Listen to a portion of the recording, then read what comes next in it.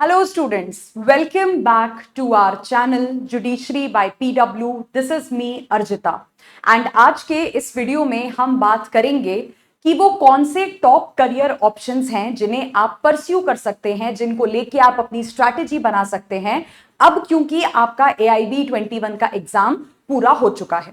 देखिए, जिन स्टूडेंट्स का AIB 21 का एग्जाम अच्छा गया है, जो यहाँ पे कॉन्फिडेंट हैं कि उनका डेफिनेटली पेपर यहाँ पे क्लियर हो ही जाएगा, उन स्टूडेंट्स के सामने अब कुछ चैलेंजेस हैं। सबसे पहला चैलेंज तो ये है कि अब AIB 21 के बाद क्या किया जाए, क्योंकि आप सब जानते हैं कि आज के समय में LLB की फील्ड में आपके पास कई सारे करियर ऑप्शंस यहाँ पे अवेलेबल हैं। तो क्या क्या करियर ऑप्शंस हैं जो कि आप यहाँ पे परस्यू कर सकते हो, ये एक सबसे बड़ा चैलेंज है।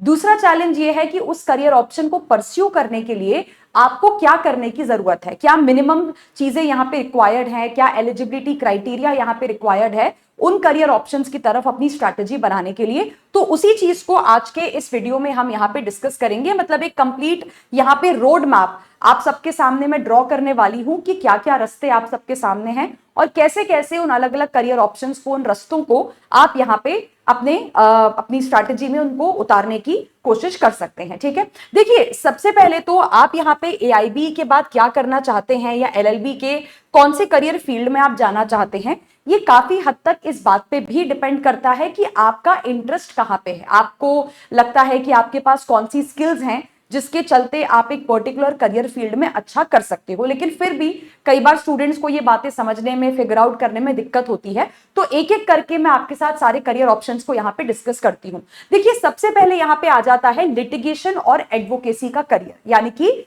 वकील के तौर पे, वकालत के तौर पे अपना करियर यहाँ पे बनाना। तो अगेन देखिए, अगर आपको ऐसा लगता है कि आपकी जो ड्राफ्टिंग स्किल्स हैं वो बहुत ज्यादा अच्छी हैं, आप अच्छा रिसर्च कर लेते हैं, आप आर्ग्यूमेंट्स कर पाते हैं, आप एक क्विक थिंकिंग वाले पर्सन हैं, है ना, आपका जो कम्युनिकेशन है, जो बॉडी लैंग्वेज है, इन सारी चीजों पे अच्छा कमांड है और court room experience is something जो आप बहुत ज्यादा इंजॉय करते हो। मतलब यहाँ पे हर केस कुछ नई चीज लेके आता है, हर केस में एक नया एक्साइटमेंट होता है, हर केस के फैक्ट्स अलग होते हैं यहाँ पे। तो वो जो लिटिगेशन से रिलेटेड सारा काम होता है, ड्राफ्टिंग करना, रिसर्च करना, आपको क्लाइंट हैंडलिंग यहाँ पे पसंद है, लोगों के साथ नेटवर्किंग करना, कम्युनिकेशन वगैरह बनाना, if you enjoy all these things, मतलब कोर्ट रूम एक्सपीरियंस आपको एक अलग ही तरीके का थ्रिल अगर देता है और आपको लगता है कि आप में वो स्किल्स हैं कि आप एक एडवोकेट के तौर पे अच्छी तरीके से काम कर सकते हैं, तो लिटिगेशन वो करियर ऑप्शन हो सकता है जिसको आप परस्यू कर सकते हो। अब लिटिगेशन में जाने के लिए देखिए क्या कुछ यहाँ पे करना जरूरी है। तो नो डाउट सबसे पहले तो आप अपनी LLB को यहाँ पे कंप्लीट करिए, चाहे वो 3 साल वाली LLB हो या फिर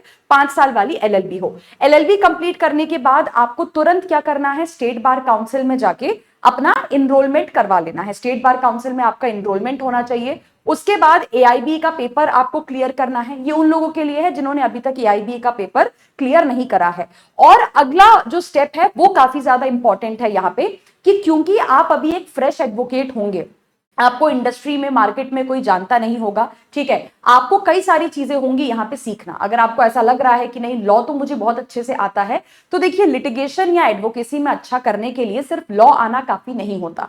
ये बात भी जरूरी है कि मतलब केसेस कैसे लड़े जाते हैं, लिटिगेशन के क्या बेसिक नुआंसेस होते हैं, ये भी आपको पता होना चाहिए। तो मेरा सजेशन हमेशा यही होता है कि बजाय कि आप सीधे अपनी इंडिपेंडेंट प्रैक्टिस यहाँ पे स्टार्ट करें, पहले कुछ साल आपको एक सीनियर एडवोकेट के साथ यहाँ पे काम करना चाहिए। थोड़े 2-3 साल, 4-5 साल आप उनके साथ काम करिए। एक बार आपको लगे कि हाँ भाई, अब मुझे सारी चीजें आ चुकी हैं, अब मैं कॉन्फिडेंट हूं, तो आप अपनी इंडिपेंडेंट प्रैक्टिस को यहाँ पे क्या कर सकते हैं, स्टार्ट कर सकते हैं। ठीक है, दूसरा जो करियर ऑप्शन आ जाता है यहाँ पे, देखिए, वो है जज बनने का। देखिए, सीधी सी बात है, अगर आप अपने करियर के शुरुआती दिनों में ही एक प्रॉपर स्टेबिलिटी चाहते हैं, एक प्रॉपर सिक्योरिटी चाहते हैं, क्योंकि सरकारी नौकरी के देखिए अपने अलग फायदे होते हैं। जज कोई छोटी मोटी पोजीशन नहीं होती, जज एक बहुत बड़ी पावर होती है, बहुत बड़ा स्टेटस होता है जो सोसाइटी में आपको देखने को मिलता है। तो अगर आप हमेशा इस आइडियोलॉजी पे, आप और आपकी फैमिली हमेशा इस आइडियोलॉजी पे चले हैं कि भाई LLB के बाद सरकारी नौकरी चाहिए, अब उसमें भी देखिए, खैर सरकारी नौकरी के कई सारे ऑप्शंस होते हैं, लेकिन अगर आपका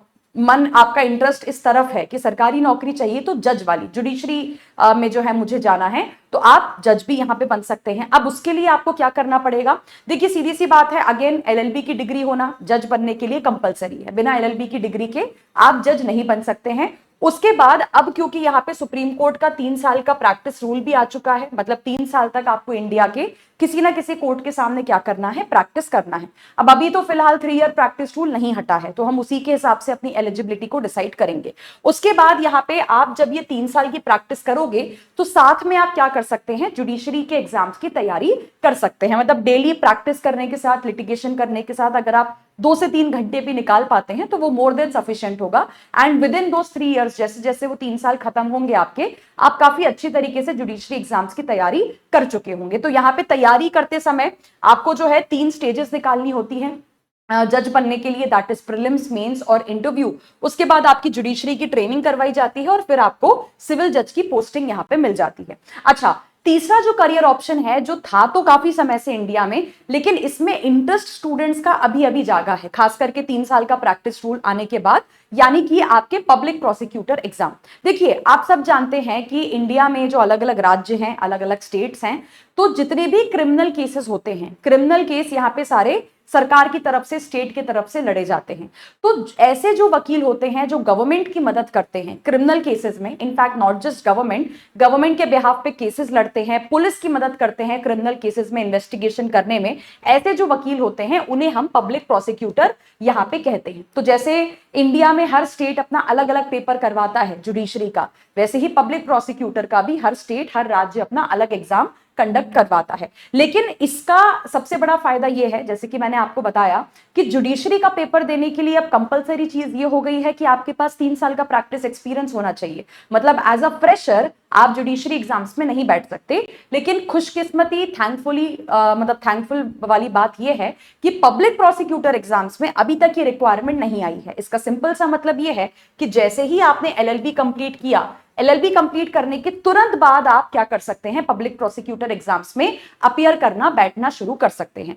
तो यहां पे देखिए, आप एलएलबी आपको कंप्लीट करनी है अपनी, और बेटर ये होता है कि आप एलएलबी करते करते ही अपनी पब्लिक प्रोसिक्यूटर एग्जाम्स की तैयारी शुरू कर दें, ताकि जैसे ही आपका एलएलबी का एग्जाम कंप्लीट हो और जैसे ही कोई भी वैकेंसी या नोटिफिकेशन यहाँ पे निकले, आप तुरंत उस वैकेंसी के लिए, एग्जाम के लिए क्या कर सकते हो, यहाँ पे अपीयर कर सकते हो। इनफैक्ट मैं एक और चीज आपको यहाँ पे बताना चाहूंगी कि आप पब्लिक प्रोसिक्यूटर और जज बनने की तैयारी, यानी कि जुडिशरी एग्जाम्स की तैयारी एक साथ भी कर सकते हैं, क्योंकि इन दोनों का जो सिलेबस होता है वो काफी हद तक सेम होता है। तो आज के समय पे जो स्टूडेंट्स करने लगे हैं वो ये है, अगर मैं आपके सामने एक चार्ट यहाँ पे ड्रॉ करूं कि आपने एलएलबी कंप्लीट करा, एलएलबी कंप्लीट करने के बाद आपने एपीयू, एपीपी मतलब पब्लिक प्रोसिक्यूटर एग्जाम्स के लिए अप्लाई करा, ठीक है। जैसे ही आप यहाँ पे भर्ती हुए, अगर आपका मन है कि नहीं मुझे तो जज ही बनना है, जुडिशरी एग्जाम्स में ही जाना है, तो यहाँ पे 3 साल आपने एपीओ, पब्लिक प्रोसिक्यूटर के तौर पे काम किया, और उसके बाद 3 साल के बाद आप जुडिशरी एग्जाम्स के लिए चले गए। तो इससे हुआ क्या कि करियर की शुरुआती दिनों में आपको सरकारी नौकरी भी मिल गई, फाइनेंशियल स्टेबिलिटी भी मिल गई, ठीक है, कोई एज सच आपके ऊपर बर्डन भी नहीं था। साथ में आपने जुडिशरी एग्जाम्स की तैयारी भी कर ली, क्योंकि 3 साल का प्रैक्टिस एक्सपीरियंस आपका यहाँ पे कंप्लीट हो जाएगा, और उसके बाद आप जुडिशरी एग्जाम्स में बैठ सकते हो। तो जो अगर आप जुडिशरी या पब्लिक प्रोसिक्यूटर साइड जाने के बारे में सोच रहे हैं, तो ये एक सही रोड मैप है जो आज के समय पे एस्पिरेंट्स फॉलो कर रहे हैं। इसके बाद यहाँ पे देखिए हम आ जाते हैं कॉर्पोरेट लॉ के ऊपर। देखिए, अगर सिंपल सी बात है कि आपको करियर के शुरुआती ही दिनों में बहुत सारा पैसा कमाने का मन है, आप चाहते हैं कि आप बड़ी बड़ी लॉ फर्म्स के अंदर में काम करें, तो एलएलबी के तुरंत बाद आप कॉर्पोरेट साइड में भी जा सकते हो। कॉर्पोरेट साइड में आपके पास कई सारे ऑप्शंस होते हैं, आप कॉर्पोरेट लॉ फर्म्स को ज्वाइन कर सकते हैं, जो आपकी कंपनीज होती है। देखिए, हर कंपनी में लीगल टीम होती है, हर कंपनी के अपने लीगल काउंसिल्स होते हैं, चाहे आईसीआईसीआई हो, चाहे एचडीएफसी हो, चाहे अमेजॉन हो, चाहे फ्लिपकार्ट हो, कोई भी बड़ी कंपनी हो, इवन जोमैटो, स्विगी हो यहाँ पे। तो अगर आपका मन उस साइड जाने का है कि भाई मुझे कॉर्पोरेट साइड में जाना है, जहां पे काम होता है अग्रीमेंट्स को बनाना, कंप्लायंसेस वगैरह करना, कंपनीज को लीगल एडवाइस वगैरह ऑफर करना, तो यहाँ पे आप कॉर्पोरेट लॉ साइड भी जा सकते हो। इसके लिए बस करना ये होता है कि आप जब अपना 3 साल का या 5 साल का एलएलबी कोर्स करें, उस समय थोड़ा अपने कॉर्पोरेट सब्जेक्ट्स के ऊपर, कमर्शियल लॉस के ऊपर थोड़ा ज्यादा ध्यान दें। यहाँ पे शुरुआत से ही कोशिश करें कि आप इंटर्नशिप्स वगैरह करते रहें कंपनीज में और लॉ फर्म्स में, और जैसे ही आपकी एलएलबी यहाँ पे कंप्लीट होती है तुरंत यहाँ पे लॉ फर्म और कंपनीज में आप अप्लाई करना स्टार्ट कर सकते हैं। तो अगर आपका किसी स्टार्टअप में जाने का मन है, किसी एमएनसी किसी कंपनी में जाने का मन है, किसी बड़ी कॉर्पोरेट लॉ फर्म में जाने का मन है, तो वो भी एक अच्छा करियर ऑप्शन है। इसका एक सबसे बड़ा फायदा ये होता है कि करियर के शुरुआत में ही काफी अच्छा हाई सैलरी पैकेज आपको यहाँ पे मिल जाता है। ठीक है, फिर जैसे कि मैंने आपको बताया, इन हाउस काउंसिल आप यहाँ पे बन सकते हो, जो कंपनीज के अंदर में लीगल एडवाइजर्स यहाँ पे होते हैं, है ना। मतलब कंपनी के जो लीगल केसेस होते हैं वो आपको लड़ना नहीं होता, जो कंपनी के एडवोकेट्स होते हैं उनको बेसिकली आपको लिटिगेशन करने में मैनेज करना होता है, हेल्प करना होता है। उसके अलावा कंपनी के अंदर के जो भी कंप्लायंसेस होते हैं, जो भी कंपनी का लीगल काम होता है, कॉन्ट्रैक्ट्स, अग्रीमेंट्स वगैरह बनाना, ये सारी चीजें।